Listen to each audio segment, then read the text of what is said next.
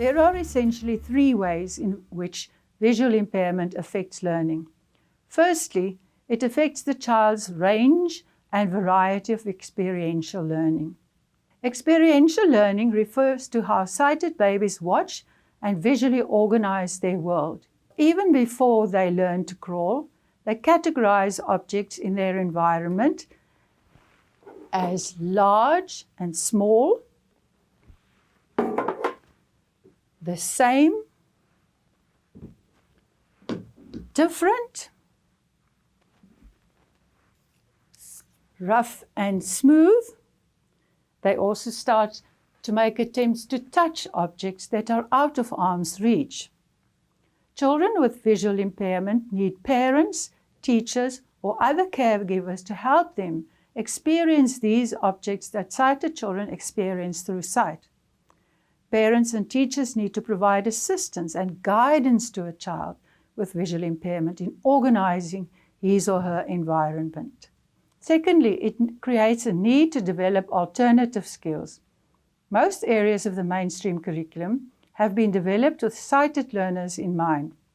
The visually impaired child needs to develop alternative skills to access subject matter.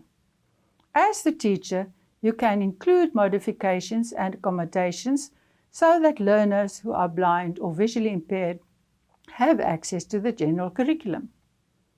Modifications and accommodations may include instruction in reading and writing through Braille, using optical devices with standard print, using auditory materials for learning and reading, and making use of tactile graphics.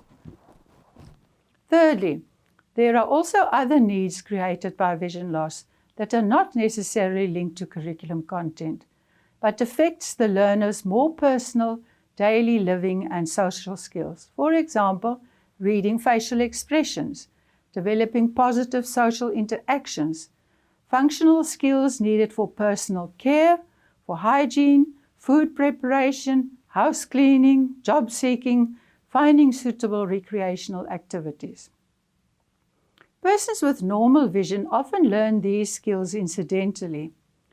But as creative teachers, we can infuse many of these skills into our subject teaching and in collaboration with parents and caregivers, follow a holistic approach to develop the learner's full potential and participation in the classroom and the wider community.